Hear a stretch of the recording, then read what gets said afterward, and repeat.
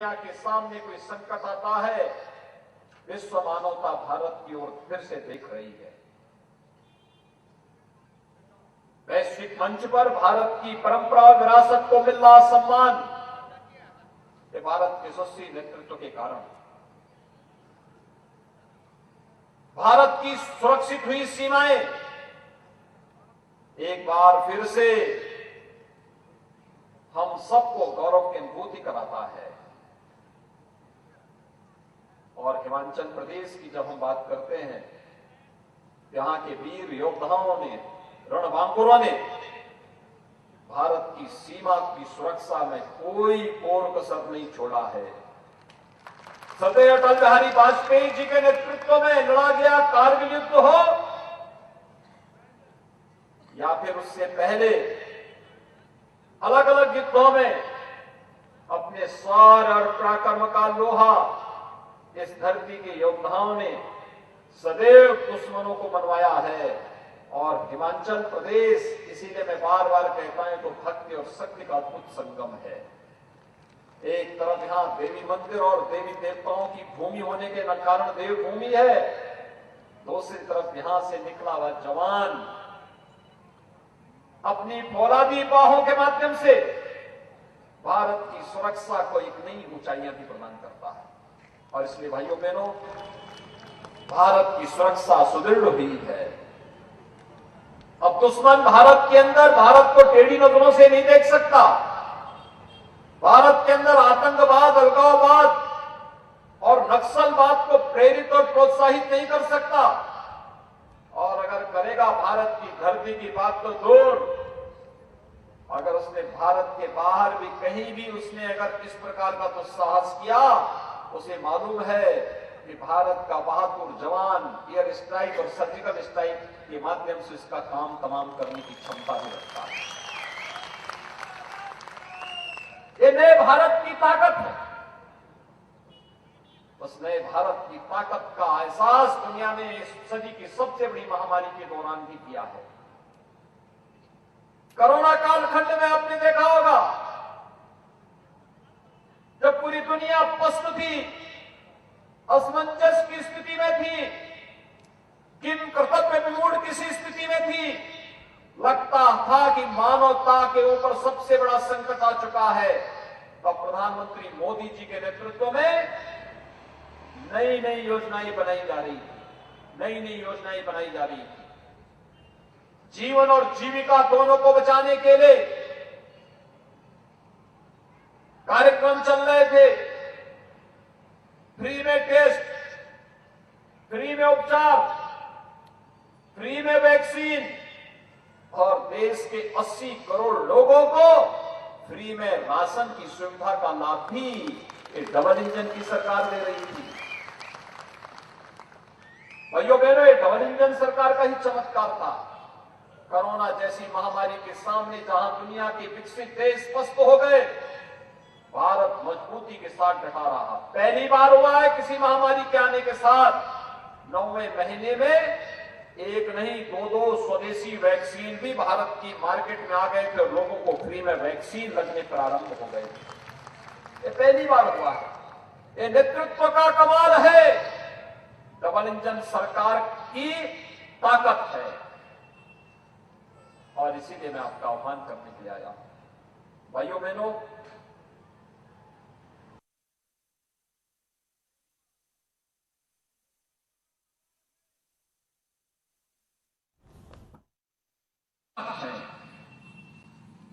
और इसीलिए मैं आपका आह्वान करने के लिए आया हूं। भाइयों बहनों,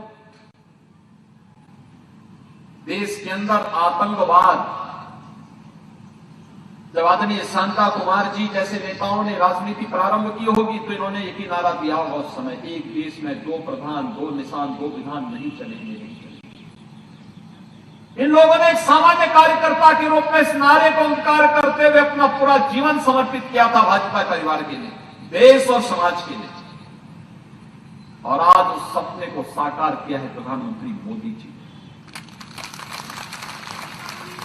कश्मीर से धारा 370 समाप्त, आतंकवाद की जो सबसे बड़ी जड़ थी उसको उखाड़ करके फेंक दिया गया, सदैव के लिए इतिहास के गर्त में डाल दिया गया।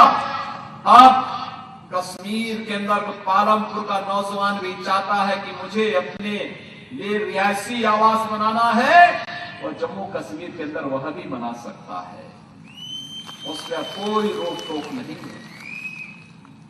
और इसलिए भाइयों बहनों, मैं आप सबसे ही पूछने के लिए आया हूं, चुनाव लोकतंत्र के पर्व हैं, आएंगे जाएंगे, लेकिन परिणाम क्या होना चाहिए? क्या कश्मीर से धारा 370 कश्मीर से कांग्रेस हटा पाती? मैं आपसे पूछना चाहता हूं, क्या कांग्रेस हटा पाती? क्या अयोध्या में राम मंदिर का निर्माण कांग्रेस कर पाती? और भाइयों बहनों, कोरोना कालखंड में फ्री में उपचार, फ्री में टेस्ट, फ्री में वैक्सीन और फ्री में राशन की व्यवस्था क्या कांग्रेस नेतृत्व और कांग्रेस की सरकारें करा पाती? भाइयों बहनों, जब वह कुछ नहीं कर सकते, ना आपकी आस्था का सम्मान कर सकते हैं, न वह आपको विश्वास दिला सकते हैं, न आपके हितों का संरक्षण ही कर सकते हैं, न आपको सुरक्षा ही प्रदान कर सकते हैं, तो फिर हम उन्हें समर्थन क्यों दें? कतई नहीं देना चाहिए।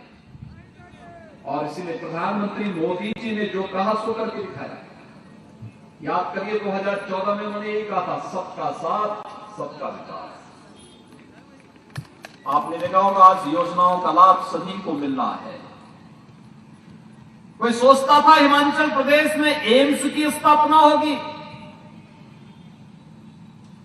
पालमपुर में आदरणीय शांता कुमार जी ने एक सुपर स्पेशलिटी हॉस्पिटल का और विश्वविद्यालय का निर्माण कराया। शेष हिमाचल प्रदेश के अंदर हिमाचल का भी एम्स हो, एक कल्पना थी। आज हिमाचल प्रदेश में एम्स का उद्घाटन हो चुका है।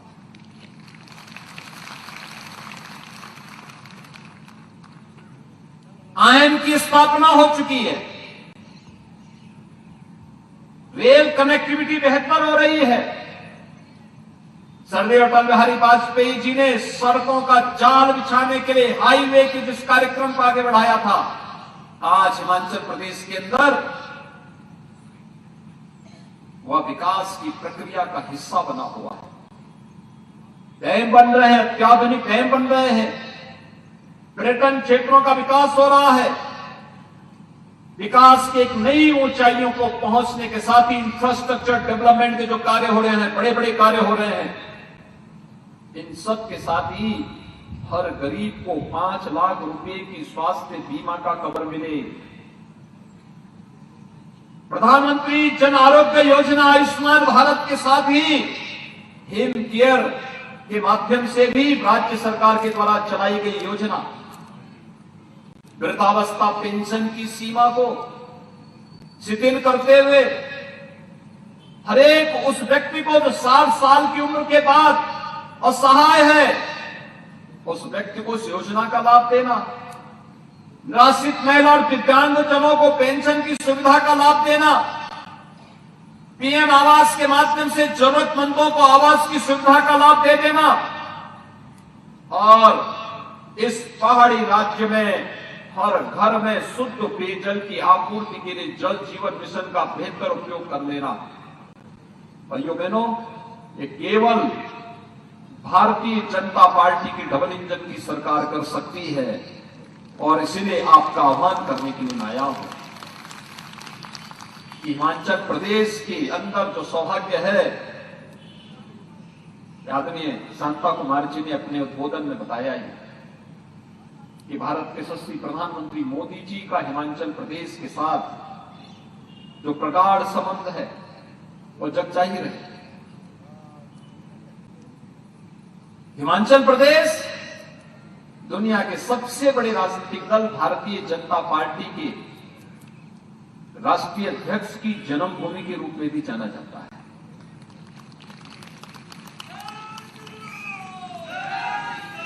हमारे राष्ट्रीय अध्यक्ष माननीय श्री जगत प्रकाश नड्डा जी इसी हिमाचल प्रदेश की माटी के सपूत हैं। केंद्र के सबसे युवा मंत्री शिवराज सिंह ठाकुर जी भी इसी हिमाचल प्रदेश की माटी के सपूत हैं।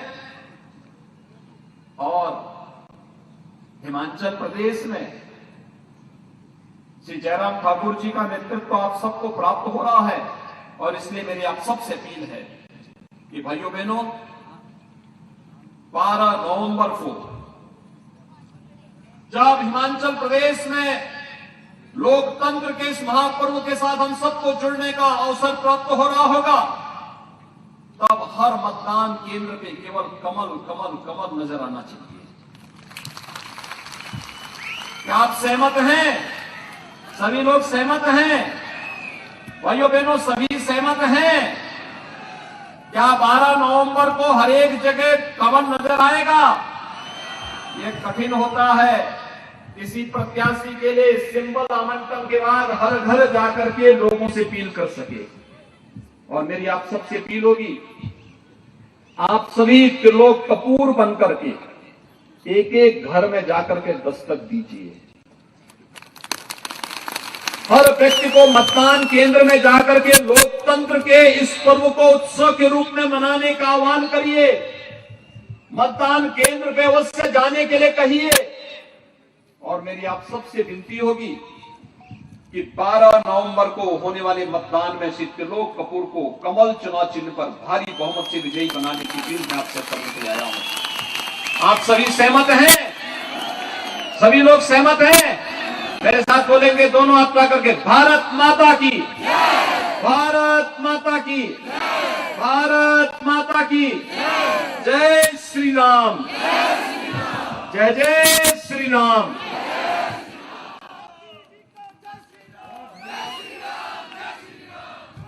अभी आपने यशस्वी मुख्यमंत्री उत्तर प्रदेश के आदरणीय श्री योगी आदित्यनाथ जी के विचार। मुख्यमंत्री योगी आदित्यनाथ को आप सुन रहे थे, जिन्होंने आज एक के बाद एक 3 रैलियों को संबोधित करना है। पालमपुर से आप मुख्यमंत्री योगी को सुन रहे थे, जिन्होंने हिमाचल प्रदेश के पालमपुर में पहुंच के जनसभा को संबोधित किया। और आइए आगे बढ़ रहे हैं इस वक्त की बड़ी खबर के साथ। कानपुर से बड़ी खबर, जहां पर एनआईए का छापा